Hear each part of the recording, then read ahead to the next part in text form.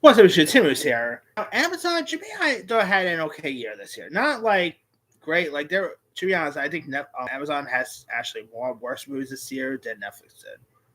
I kid you not. But they've had actually put out some decent stuff here that I actually enjoyed. So here is my top 10 favorite 2025 movies from Amazon. Number 10 is actually not one I really love or anything, but I actually thought it was an okay little Christmas movie. Oh, what fun! I guess you could say this is like if Home Alone, if they forget the mother instead of the son, that's what we get with this one. You know, and I actually had a fun time with it. Michelle Pfeiffer, I actually thought was pretty decent. Playing like playing a Claire Cluster, who is this like who is of course the mother. Is the glue that holds the chaotic level of family together as for the holidays. But this year, after like a planning, special outing for them, they end up accidentally forgetting her, and she actually goes on an adventure of her own. I actually had a fun time with this one. Like Michelle Pfeiffer was pretty charming here. You got Chloe Moretz, Felicity Jones, Dennis Leary, Dominic Sessa, Jason Schwartzman. I really had a fun time with this one. I love the Christmas. I always do love a good Christmas movie, and I know it was a decent one here. All right, number 9 is Another Simple Favor. Of course, the sequel to Simple Favor. I don't think it's as good as the first Simple Favor, but I still thought it was a really decent follow up. Blake Lively, Anna Kendrick was really decent in this. Elizabeth Perkins was great. Directed by Paul Feig, who just put out The Housemaid this year. It's such a really decent one. Good performances here, and I'll be down to see a third one if they make that one. Number 8 is Heads of State. Of course, the action movie starring John Cena, Idris Elba, where of course Idris Elba plays UK Prime Minister, and Cena plays the US President, who of course have a little bit of a public rivalry. But when like they become like the targets of a powerful enemy, they're forced to rely on each other here.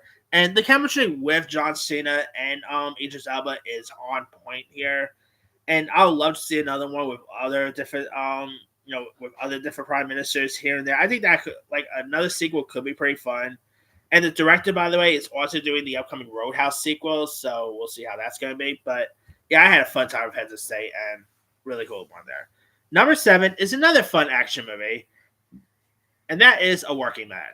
I had a fun time with A Working Man. Jason Statham, was really decent in this.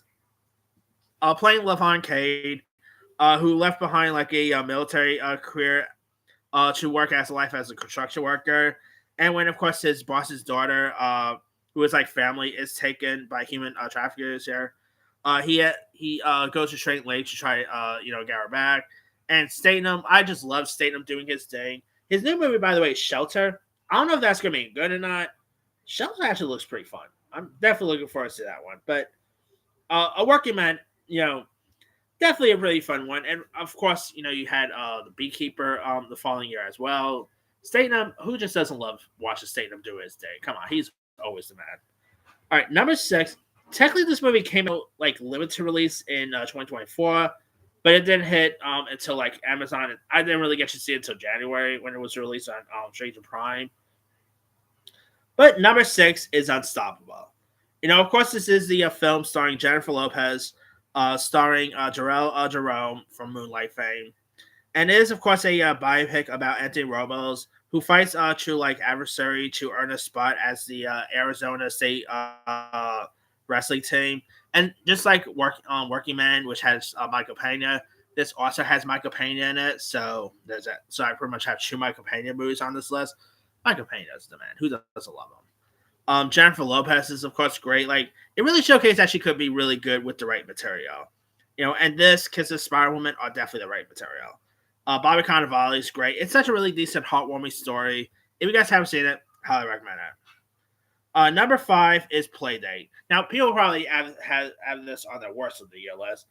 I had a fun time with Playdate. The chemistry with Kevin James, Alan Richardson playing off each other is really fun.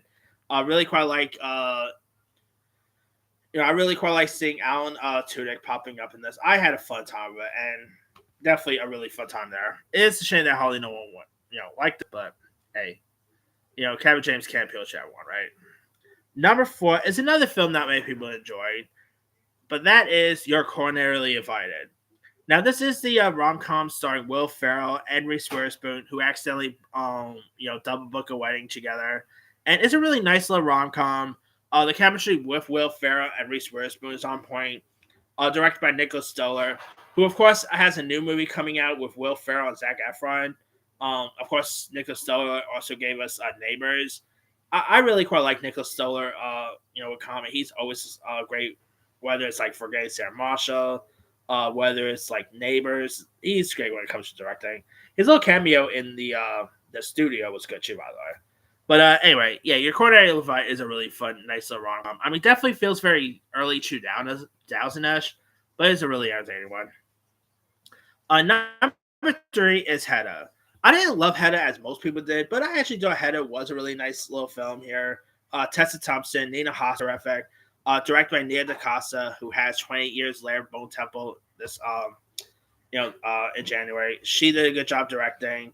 I thought it was a really nice little story. Great performances by Tessa Thompson, Nina Haas, who just got a couple of award recognitions. It is a really decent film there.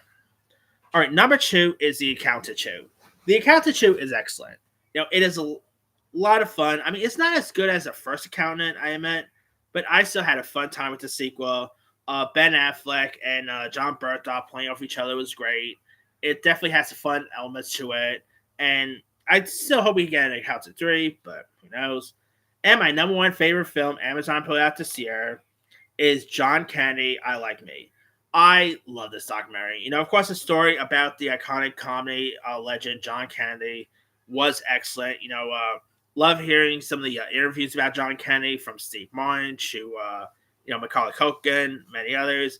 It is such a really hilarious. There are some hilarious moments, to Candy's filmography here. Also, will be very sad at times too. But yeah, if you guys have not seen John Candy, I Like Me, it's also in my top 10 favorite documentaries of the year as well. It's a really good documentary. If you guys haven't seen it, highly recommend it. But that's pretty much it there. Here's my quick rundown. Number 10, Oh What Fun. Number 9, Another Simple Favor. Number 8, Heads of State. Number 7, A Working Man. Number 6, Unstoppable. Number 5, Playdate. Number 4, You're Coronarily Invited. Number 3, Hedda. Number 2, The Accountant 2. And number 1 is John Candy, I Like Me.